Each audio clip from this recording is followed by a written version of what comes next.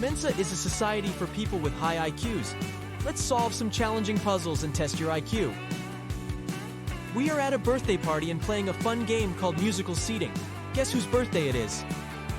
6 cozy sofas numbered from 1 through 6, and we have 6 guests. The seats are placed in a circle. Hit it, DJ! People start to circle around the sofas. When the music stops, everyone quickly sits down on the sofas. They make sure each sofa has just one guest. No squeezing next to a friend. As they settle in, everyone faces the center and the lucky person celebrating their birthday. Now here's how the circle of seating looks. 1. Meet Mike, who's not the birthday celebrant. He's seated right next to Susie. But don't expect Susie to be gazing at the birthday person. She's not seated directly across from them. 2. Julia, on the other hand, makes sure she's not cozying up next to Yuri. 3.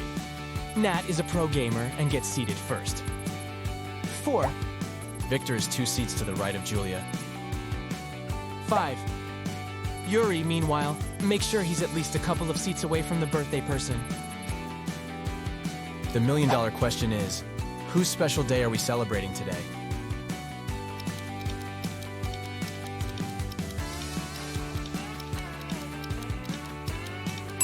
It's Julia's birthday. So, from our clues, we know that Mike sits next to Susie, Victor is 2 seats to the right of Julia, and Yuri isn't too close to the birthday person. So, looking at the circle clockwise, we have Mike, Susie, Victor, another sofa, Julia, and another sofa. Now, considering the second clue, our arrangement is narrowed down to Mike, Susie, Yuri, Victor, Nat, and Julia. Finally, using clue 5 to spot the birthday person, we're left with Julia, Mike, or Nat. But rule number 1 eliminates Mike and Nat, leaving us with Julia sitting on sofa 1, Mike occupying sofa number 2, Susie sitting on sofa number 3, Yuri on the 4th sofa, Victor on sofa number 5, and Nat occupying sofa number 6. So, happy birthday, Julia. Let's move on. A police chase puzzle. Only true detectives can solve this one. We're in a sprawling city whose streets form an infinite grid, crisscrossing in every direction. What's important for us is the main street. It boasts police officers stationed at every 100 blocks. A thief is now lurking in the city's shadows, and our mission is to guarantee they'll run right into the arms of the law forces. There's an important thing to consider. The thief has nimble feet and can dash faster than any officer, but the officers can see infinitely far. Think of these as their superpowers. Oh, and both the police and the thief are in the street at all times. Think about your strategy.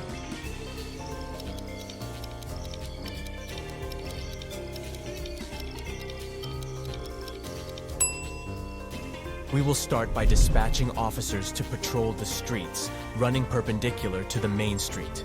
This strategic move will allow them to keep an eye on all the streets that run parallel to the main street.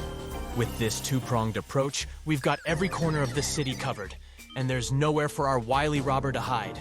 Now let's establish some basic terminology. We'll call the streets that run parallel to the main street as avenues, and the ones that run perpendicular as streets.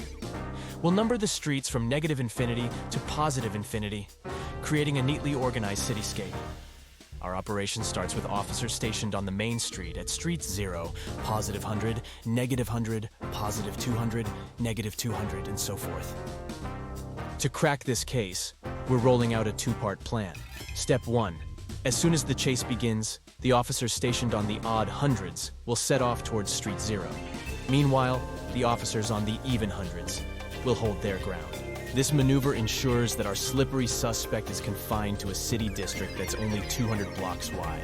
Anytime they cross a street that's a multiple of 200, they'll be squarely in the view of an officer stationed at the intersection of that street and the main street. Step 2 starts when the officers from the odd hundreds cease their promenade along the main street once they reach street plus /1, street plus /2, plus /3, and so forth. At this point, they'll take a right turn and continue their vigilant patrol. The officers from the positive numbered streets will march in one direction, while their counterparts from the negative numbered streets will proceed in the opposite direction. As each officer traverses their respective street, They'll cast their watchful gaze down every avenue they come across. With an infinite number of officers at our disposal, we can be certain that eventually, officers will patrol every street from street +/1, +/2, +/3, and so on up to some finite value, let's call it n. In simpler terms, we're going to make sure that all the streets within the 200-block vicinity of our lawbreaker will have officers patrolling them.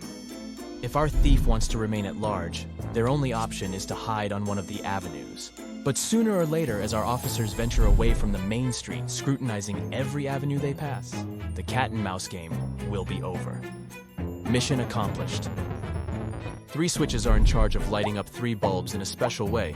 Each switch operates just 1 bulb, and each bulb is under the spell of just 1 switch. However, there's a twist, as only one of the following claims is true. Switch #1 declares, "I'm the controller of bulb B." Switch #2 states, "I'm the boss of either bulb A or C." And switch #3 claims, "I've got my grip on either bulb A or B." So can you figure out the perfect match between the switches and the bulbs?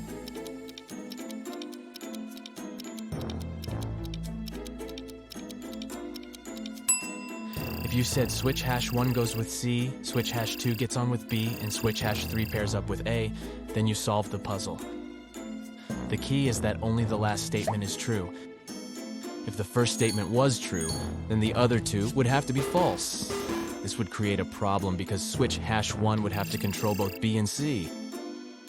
If the second statement told us the truth, switch #2 would control A or C, leaving bulb B in the dark. This isn't allowed.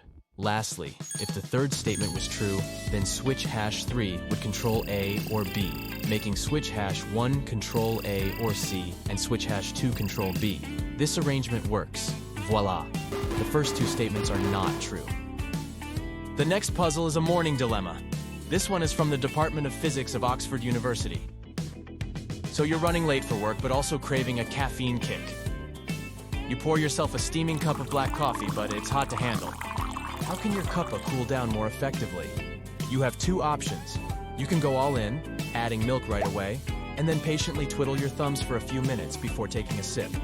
Or you can play it cool, letting your coffee sit for a few minutes and then swoop in with the milk just before that first sip.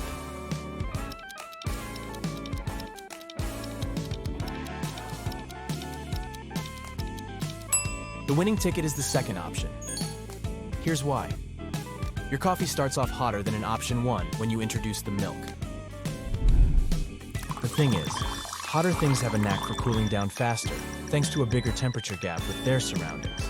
So, in option 2, your coffee is racing against time, cooling down at a quicker pace. Interestingly, both options result in the same amount of time needed to cool the drink down, but at different rates. Since nearly all these puzzles are from Mensa, let's define this global brainy community. It boasts over 150,000 members from all walks of life, spanning more than 90 countries around the globe.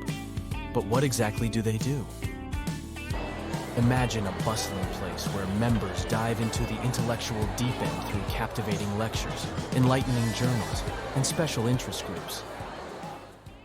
That's it for today. So hey, if you pacified your curiosity, then give the video a like and share it with your friends. Or if you want more, just click on these videos and stay on the bright side.